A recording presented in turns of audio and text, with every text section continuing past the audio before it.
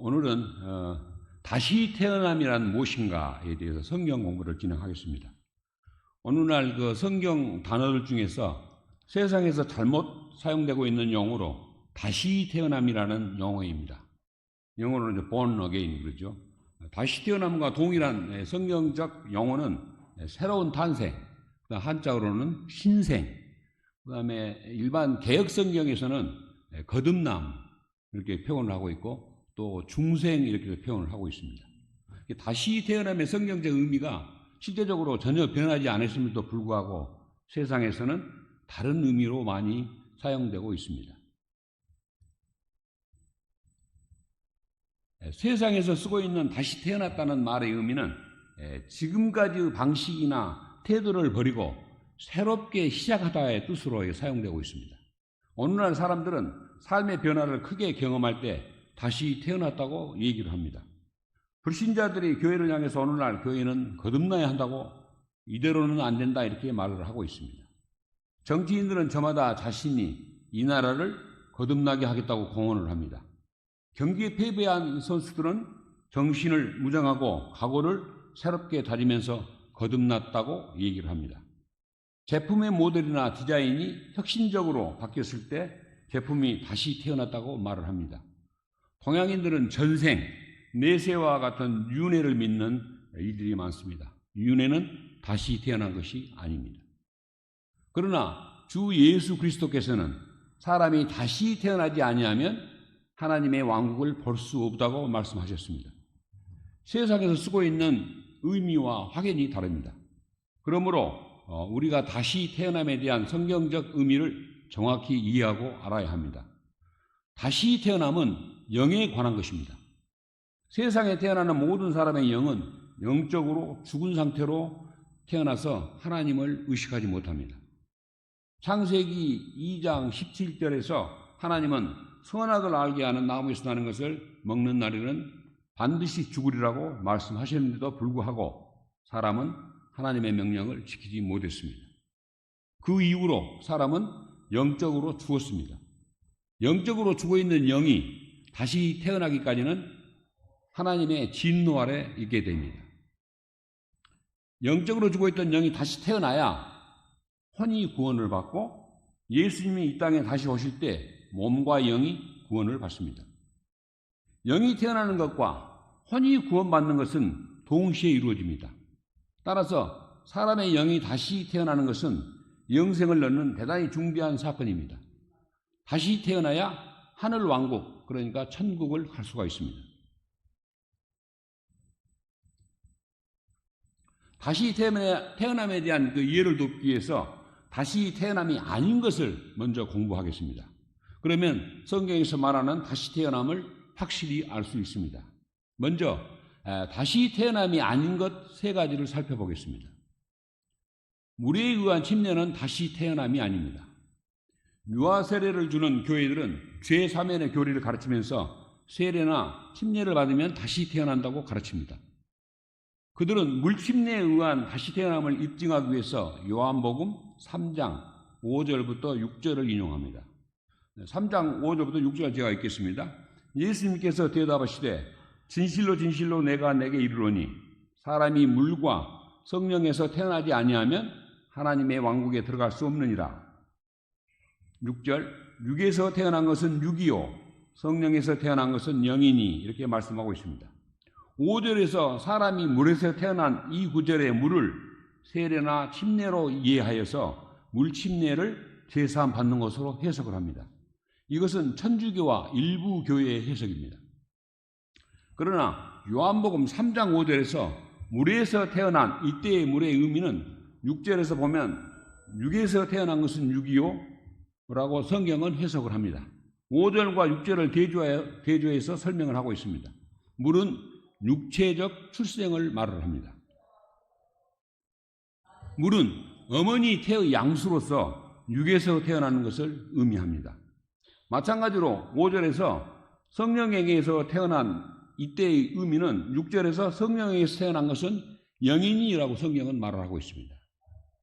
모든 사람이 첫 번째 육체적 출생 이후 예수 그리스도를 믿는 사람들이 다시 태어나게 되는데 성령에게서 두 번째 출생을 합니다. 이것이 다시 태어남입니다. 따라서 하나님의 왕국에 들어갈 수 있는 조건은 육체적 출생과 성령에게서 태어난 영의 출생이 있어야 한다는 의미입니다. 단순히 물에서 태어난 것을 침례받는 것으로 이해하고 침례가 죄사함을 받는 것으로 해석해서는 안 됩니다. 디도서 3장 5절에서 다시 태어남의 씻음을 또 여기도 침례로 해석을 하고 있습니다. 여기서 씻음은 물로 씻는 것으로 해석해서 물에 의한 침례를 제3연으로 해석하고 있지만 성경은 이 씻음을 요한계시록 1장 5절에서 정확하니 정의를 하고 있습니다. 계시록 1장 5절 읽겠습니다. 우리를 사랑하사 예수 그리스도의 피로 우리 죄들에서 우리를 씻으시고, 여기서 씻으시고는 예수 그리스도 피로 죄들을 씻음을 의미를 하는 것입니다. 요한에서 1장 7절에서도 그러나 그분께서 빛 가운데 계신 것 같이 만일 우리가 빛 가운데 걸으면 우리가 서로 교제하고 또 그분의 아들 예수 그리스도의 피가 모든 죄에서 우리를 깨끗하게 하시느니라. 다시 태어남의 씻음은 물로 씻는 침례가 아니라 예수 그리스도의 피로 죄들에서 우리를 씻으신다는 의미입니다. 따라서 물침례는 우리를 구원하지 못하며 죄 사면을 받을 수 없습니다. 베드로전서 3장 21절 말씀입니다. 그 일과 같은 모형 곧 침례가 예수 그리스도의 부활로 말미암아 이제 또한 우리를 구원하는데 이것은 육체의 더러운 것을 제거하는 것이 아니요 선한 양심이 우리를 향해 응답하는 것이니라 이렇게 말씀하고 있습니다. 이 구절의 전체를 주의 깊게 살펴보면은 침례는 하나의 모형입니다. 즉 상징이라는 것입니다. 문자적으로 몸을 씻는 일은 우리를 위한 영적인 일을 해줄 수 없습니다. 성경은 침례는 선한 양심이 하나님을 향해 응답하는 것이라고 말씀하고 있습니다. 우리를 구원하는 것은 침례의 행위가 아닙니다. 침례는 구원을 그려주는 그림입니다. 다시 말해서 침례는 예수 그리스도의 죽음과 매장과 그리고 부활을 상징적으로 보여주면서 특별히 성도들도 예수님과 똑같이 죽었다가 부활한 자임을 보여주는 매우 중요한 규례입니다. 구원받은 자들은 침례를 받지만 침례를 받으면 구원받는 것이 아니라는 것을 확실히 이해하시기 바랍니다. 두 번째입니다. 개혁은 다시 태어남이 아닙니다. 여기서 개혁은 새롭게 바꾼다는 의미입니다. 많은 사람들은 마음을 고쳐먹고 새 생활을 시작하겠습니다 하고 결의를 합니다. 허물을 벗고 나쁜 습관을 제거하는 것은 언제나 좋은 일입니다. 그러나 그것은 다시 태어남이 아닙니다. 발달 또는 개혁이라고 불리는 마음의 변화로 옛 본성이 새 본성으로 바뀌는 것은 아닙니다. 종교적인 감화 혹은 개혁이 옛 본성을 가진 육체를 개선시킬 수는 있으나 다시 태어남이 아니라는 것입니다. 종교적인 감화 혹은 개혁이 옛 본성을 가진 육체를 개선시킬 수 있지만은 이것은 여전히 종교적인 육체일 뿐입니다. 개혁, 종교적인 감화 등 행위에 의한 자기 의로는 다시 태어날 수 없습니다. 유대인들의 치리자인 니고데모, 부자였던 청년 관원, 사울 등 이들은 세상적인 외적 조건들이 많았음에도 불구하고 예수님은 다시 태어난다고 말씀하고 있습니다. 이 세 사람의 외모를 한번 살펴보겠습니다. 요한복음 3장 1절과 7절을 보시면은 니고데모 이름을 가진 사람이 있었는데 니고데모는 유대인들의 치리자였고 종교인이었습니다.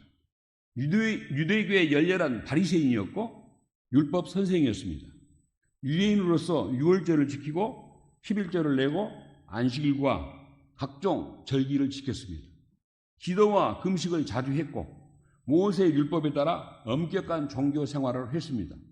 외모가 출중했습니다. 그러나 예수님께서는 너희가 반드시 다시 태어나야 하리라 한 것에 놀라지 말라고 말씀하십니다.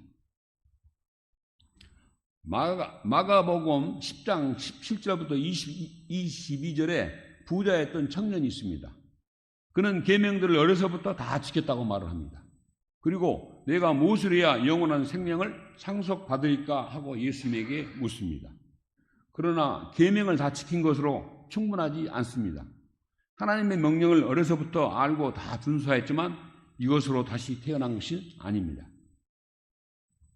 빌립보서 3장 5절부터 6절에 사울의 외모에 관한 내용이 나옵니다. 사도 바울로 이름이 바뀌기 전에 사울은 하나님께서 받으실 만한 외적인 조건들을 모두 가지고 있었습니다. 사울은 여덟째 날 할례를 받았고 이스라엘의 줄기에 속한 자요, 베냐민 지파에 속한 자요, 히브리 사람들 중에 히브리 사람이요, 율법에 관해서는 바리새인이요, 열심에 관한 한 교회를 핍박하였고 율법에 있는 의에 대하여는 흠이 없었습니다. 그러나 그것으로 충분하지 않았습니다. 율법에서 난 의로는 흠이 없었지만 이것으로 사울이 다시 태어난 것이 아닙니다. 예수님께서는 개혁, 자신의 허물을 헐고 새롭게 바뀌는 것은 다시 태어남이 아니라는 것을 성경 예화를 통해서 분명하게 알려주고 있습니다.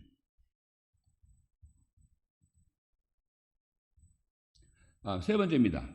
어떤 종교적인 체험이나 경험, 이것은 다시 태어남이 아닙니다. 많은 사람들이 자신들의 경험이나 체험을 참된 구원과 동일시합니다. 마음이 뜨거워졌다, 체험을 했다, 깨달음이 있어서 구원을 받았다고 합니다. 경험이나 체험은 다시 태어남이 아닙니다. 사도행전 8장에서 마술사 시몬은 체험을 했습니다. 그러나 이것으로 다시 태어나지는 않았습니다. 사도행전 8장 9절, 13절, 그다음에 18절부터 22절을 보시면은 마법을 이용하여 백성을 홀리던 시몬이 침례를 받았지만은 사도들이 백성들에게 안수함으로 성령님이 주어지는 것을 보고 자기도 돈을 주며 이 권능을 자기에게 주도록 요청을 했습니다. 침례를 받았다고 다시 태어난 것은 아닙니다. 다시 태어남은 돈으로 사는 것이 아닙니다. 예수님께서도 피상적이고 경험이나 체험에서 비롯된 감상주의에 대해서 경고하셨습니다. 마태복음 13장 20절 말씀으로 예수님께서 씨 뿌리는 자에 대한 말씀입니다. 그러나 돌밭 속에 씨를 받는 자, 곧 그 자는 말씀을 듣고 즉시 기쁨으로 그것을 받아들이지만 여기서 말씀을 듣고 즉시 기뻐하는 경험을 하고 있습니다. 말씀을 듣고 기뻐할 수 있습니다. 그러나 예수님을 믿는 믿음의 고백이 빠져 있습니다. 믿음이 없으면 다시 태어난 것이 아닙니다. 여기서 주의해야 할 것은 우리가 대부분 다시 태어날 때 어떤 감정을 느낍니다. 그래서 많은 사람들이 구원을 하나의 경험이나 체험으로 여깁니다.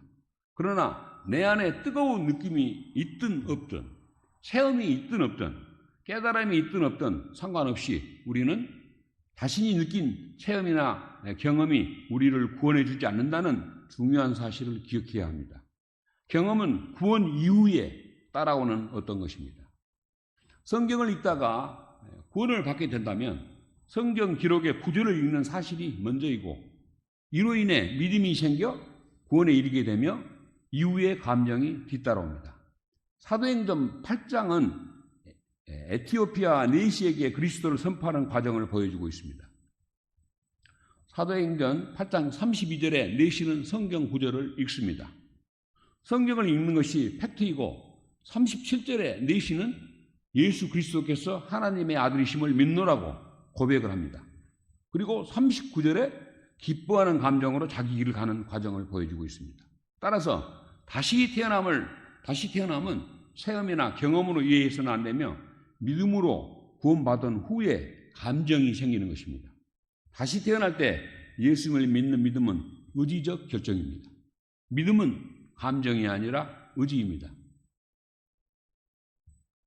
지금까지 다시 태어남이 아닌 것 세 가지, 물침내, 개혁, 경험이나 체험, 죄의 사명과 이런 이 세 가지는 죄의 사명과 상관이 없다는 것을 배웠습니다. 자, 이제부터는 다시 태어남, 거듭남은 무엇인지 한번 살펴보겠습니다. 첫 번째, 다시 태어남은 사람의 일이 아니고 하나님의 일입니다. 요한복음 6장 63절에 육은 아무것도 유익하게 하지 못합니다. 우리 스스로 다시 태어날 수 없습니다. 성령님께서 우리 영을 살리십니다. 성령에 의해서 태어난 영이 우리 속에서 태어나는 것이 다시 태어남입니다. 에베소서 2장 1절에서 하나님께서 범법들과 죄들 가운데 죽어있던 너희를 살리셨도다 하십니다. 하나님께서 우리를 살리셨다 하신 것은 우리를 다시 태어나게 하셨다는 의미입니다. 하나님의 일입니다. 에베소서 2장 10절에서도 우리는 하나님의 작품이라고 말씀하십니다. 하나님께서 우리에게 선한 행위를 하도록 창조하셨습니다. 요한복음 3장 5절에 사람이 물에서 나고 또 성령에서 태어나지 아니하면 하나님의 왕국에 들어갈 수 없다고 말씀하십니다. 성령에서 태어나지 않으면 다시 태어날 수 없습니다. 이 모든 것은 하나님의 일입니다. 사람이 할 수 있는 게 아닙니다. 두 번째, 다시 태어남은 하나님의 말씀에 의해서 이루어집니다. 요한복음 15장 3절에서 이제 너희는 내가 일러준 말로 깨끗하게 되었다 하시고, 또 고린도전서 4장 15절에서는 그리스도 예수님 안에서 복음을 통해 내가 너희를 낳았다고 하십니다. 복음은 하나님의 말씀입니다. 너희가 다시 태어난 것은 하나님의 말씀으로 되는 것이라고 베드로전서 1장 23절에 말씀하십니다. 베드로전서 1장 23절 한번 읽겠습니다. 너희가 다시 태어난 것은 썩을 씨에서 난 것이 아니요 썩지 아니할 씨에서 난 것이고 살아있고 영원히 거하는 하나님의 말씀으로 된 것이라 이렇게 말씀하고 있습니다. 이처럼 하나님의 말씀은 영적 생명을 낳는 씨입니다. 다시 태어남은 하나님의 말씀을 통해서 이루어진다는 사실을 이해하시기 바랍니다. 세 번째, 다시 태어남은 새로운 성품을 부여받는 것입니다. 새 사람이 되었습니다. 베드로후서 1장 4절에서 우리는 하나님의 본성에 참여하는 자가 되었다고 하시고, 그 1장 4절 한번 읽겠습니다. 그것들로 말미암아 지극히 크고 보배로운 약속들이 우리에게 주어졌나니 이것은 이 약속들에 힘입어 너희가 정욕으로 인해 세상에 있게 된 썩을 것을 피하여 하나님의 본성에 참여하는 자가 되게 하려 하심이라고 말씀이 있습니다. 우리는 예수 그리스도 안에서 새로운 창조물이 되었다고 고린도후서 5장 17절에서도 증언을 합니다. 네 번째, 다시 태어남은 하나님의 가족으로 들어가는 유일한 수단입니다. 요한복음 1장 12절부터 23절에 그분을 받아들인 자들, 곧 그분의 이름을 믿는 자들에게는 다 하나님의 아들이 되는 권능을 그분께서 주셨으니 이들은 혈통이나 육신의 뜻이나 사람의 뜻에서 태어나지 아니하고 하나님에게서 태어났느니라고 말씀을 하고 있습니다. 자, 혈통으로 나는 것, 모태 신앙이나 인간의 혈통을 통해서 다시 태어날 수는 없습니다. 육신의 뜻으로, 또 육신의 뜻, 종교의 행위, 노력, 선행, 개혁 등을 통해서 다시 태어날 수는 없습니다. 사람의 뜻, 이것은 성직자, 교황, 목사를 통해 또는 철학, 전통, 신뢰를 통해서 다시 태어날 수는 없습니다. 오직 그분의 이름을 믿는 자들이어야 하나님의 아들이 됩니다. 예수 그리스도를 믿어야만이 하나님의 아들이 됩니다. 세 번째입니다. 왜 다시 태어남이 절대적으로 필요한가? 이 부분들은 우리 모두가 다 아는 내용들입니다. 요한복음 3장 3절하고 7절에서 예수님께서 그에게 응답하여 이르시되 진실로 진실로 내가 내게 이르노니 사람이 다시 태어나지 아니하면 하나님의 왕국을 볼 수 없느니라 하시므로 내가 내게 이르기를 너희가 반드시 다시 태어나야 하리라 한 것에 놀라지 말라. 모든 사람의 영은 세상에 태어날 때 영적으로 죽어 있다고 말씀드렸습니다. 죽은 상태로 태어나기 때문에 하나님을 의식하지 못합니다. 하나님과 교제가 이루어질 수도 없고 하나님의 왕국을 볼 수도 없습니다. 영원한 생명을 얻기 위해서는 다시 태어나야 합니다. 죄의 삭은 사망입니다. 한 번 죽는 것은 사람들에게 정해진 것이고 이것 뒤에는 심판이 있다고 하십니다.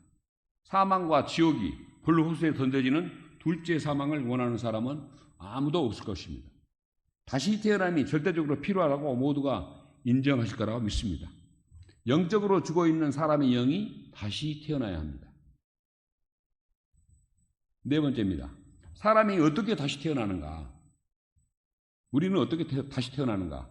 우리의 육체적 탄생과 마찬가지로 영적인 탄생을 위해서도 세 가지 요건이 필요합니다. 육체적 탄생을 위해서는 모태가 있어야 하고 씨가 필요하고 임신이 필요하듯이 영적인 탄생도 인간의 마음, 하나님의 말씀, 생명을 창조하는 성령의 역사가 필요합니다. 영적인 탄생과 육체적인 탄생을 비교를 해보면 인간의 마음은 모태, 자궁에 해당되는 것이고 하나님의 말씀은 씨에 해당됩니다. 생명을 창조하는 생명의 역사는 임신, 잉태에 해당합니다. 이러한 영적 탄생의 기본은 전적으로 하나님의 역사이지만 사람이 그리스도를 실제적으로 영접하기 전까지는 다시 태어날 수 없고 하나님도 역사하실 수가 없습니다. 따라서 두 가지 측면, 사람의 측면과 하나님의 측면에서 균형을 이룰 때 이게 가능하게 됩니다. 사람의 측면에서 보면은 예수 그리스도를 받아들인 자들, 그분의 이름을 믿는 자들, 예수님이 그리스도임을 믿는 자들에게 예수님을 받아들이고 또 믿어야 합니다. 예수님을 믿는 순간 이들만이 하나님에게서 다시 태어납니다. 혈통, 육신의 뜻이나 사람의 뜻으로는 태어나지 못합니다. 하나님의 측면을 한번 살펴보겠습니다. 하나님의 측면. 요한복음 1장 12절과 13절에 예수님을 믿는 자들에 대해서 하나님께서 하나님의 아들들이 되는 권능을 주셨다고 말씀하고 있습니다. 하나님에게서 태어났습니다. 그 다음에 진리의 말씀으로 다시 태어나게 하셨고 성령에게서 태어났습니다.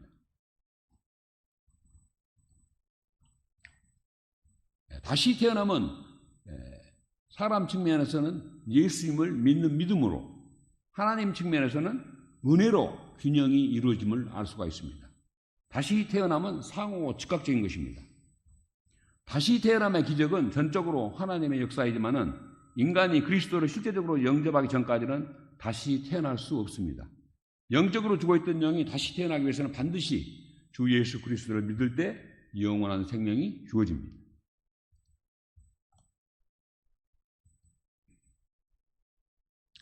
다섯 번째입니다. 다시 태어남과 구원의 관계를 한번 알아보겠습니다. 다시 태어남은 출생의 문제입니다. 너희는 반드시 다시 태어나야 하리라고 그러는 그 주님의 말씀에 따라서 우리는 반드시 태어나야 합니다. 누구든지 예수 그리스도를 구원자로 마음속에 받아들일 때 성령에게서 영이 다시 태어나게 됩니다. 예수님을 자신의 인격적인 구원자와 주님으로 영접하는 순간 우리의 영이 다시 태어나게 되고 혼은 구원을 받으며 예수님 공중 재림 시에 몸과 영도 구원을 받게 됩니다. 다시 태어남과 구원은 불가분의 관계입니다. 다시 태어날 때 하나님은 말씀과 성령의 역사를 통해서 우리 속에 하나님 자신의 생명과 성품을 부여하십니다. 성경은 이것을 새-사람, 속-사람이라고 말을 합니다. 육체적 생명이 육체적 출생을 통해 시작되듯이 영적 생명도 영적 출생을 통해서 시작이 됩니다. 자신의 육체적 출생이 있었다는 사실만큼 영적 출생이 있었다는 점을 알아야 합니다. 다시 태어난 것은 사람은 육체에 그리스도 할례가 이루어진다는 것을 의미합니다. 다시 태어난 영이 성령과 결합하고 제 몸으로부터 분리된 혼을 성령님은 봉인을 하십니다. 영이 다시 태어나면서 새 사람이 태어납니다. 새 사람은 육신인 옛 사람과 같이 대적하며 공존합니다. 우리 몸에서 같이 공존합니다. 다시 태어남이 없다면 새 사람이 태어나지 않습니다. 영이 다시 태어남으로써 혼이 구원을 받고 그동안 하나님과의 관계가 회복되고 하나님과 교제가 가능해지며 영적으로 성장해 갈 수가 있는 것입니다. 다시 태어나고 구원받는 사람은 하나님께 속하고 하나님의 자녀로 신분이 바뀌고 하나님의 아이들이 되며 감히 하나님을 아버지라고 부를 수 있게 되는 것이며 하나님의 상속자가 되는 것입니다. 지금까지 다시 태어남에 대해 살펴보았습니다. 오늘 공부한 내용을 간단히 한번 요약을 해보겠습니다. 첫 번째로 사람이 육체적 출생을 할 때 사람의 영은 영적으로 죽어 있습니다. 다시 태어나는 것의 주체는 사람의 영을 말하고 있습니다. 다시 태어난다는 것은 의미는 예수님을 믿을 때 영적으로 죽어있던 영이 성령님에 의해서 다시 태어난다는 것을 의미합니다. 영이 다시 태어나면 하나님과 그때부터 소통이 이루어지고 혼은 구원을 받게 되는 것입니다. 그래 지금까지 우리는 구원에 대해서는 얘기를 많이 했는데 혼에 대한 구원에 대해서는 얘기를 많이 했는데 영에 대한 이런 다시 태어남에 대한 많은 말씀들이 없었어요. 이런 내용들을 잘 기억하시면 좋겠습니다. 그다음에 물침내, 개혁, 종교적 경험이나 체험을 통해서 죄의 사면을 받을 수는 없습니다. 다시 태어남이 아닙니다. 세 번째로 다시 태어남은 하나님의 일이고 하나님의 말씀을 통해서 이루어집니다. 그리고 새로운 성품을 부여받는 것이고 하나님의 가족이 되는 유일한 수단입니다. 다시 태어남은 칭의에 의해서 완성되며 그리스도 안에서 아기가 예수님 안에서 장성한 자가 되어 하늘에 이르기까지 성화의 과정이 시작이 됩니다. 다시 태어나기 위해서는 인간의 마음, 하나님의 말씀, 성령의 역사, 3요소가 있어야 하며 사람 측면에서는 주님을 향한 믿음이 필요하고 하나님 측면에서는 은혜로 동시에 균형이 이루어짐을 알 수 있습니다. 다시 태어남은 상호 즉각적인 것입니다.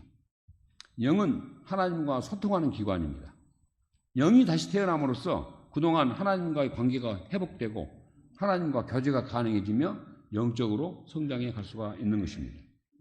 다시 태어난 사람은 하나님께 속하고 하나님의 자녀로 신분이 바뀌었습니다. 하나님의 아이들이 되며 감히 하나님을 아바 아버지라고 부를 수 있게 되는 것입니다. 또 하나님의 상속자가 되는 것입니다. 오늘 공부한 다시 태어남은 영에 관한 대단히 중요한 교리입니다. 오늘 말씀을 기억하시면서 나는 다시 태어나는지, 다시 말해서 구원 받았는지 확인하시기 바랍니다. 다시 태어났다는 증거는 성령의 열매입니다. 성령의 열매를 맺어가고 있는지 반드시 점검하시기 바랍니다. 갈라디아서 5장 22절부터 23절을 읽고 오전 성경 공부를 마치겠습니다. 제가 읽겠습니다. 그러나 성령의 열매는 사랑과 기쁨과 화평과 오래 참음과 부드러움과 선함과 믿음과 온유와 절제니 이 같은 것들을 대적할 법이 없느니라. 영이 다시 태어나 혼이 구원받고 성령의 열매를 맺어가는 성화의 길을 가도록 주님께서 인도해 주실 줄 믿습니다. 수고하셨습니다.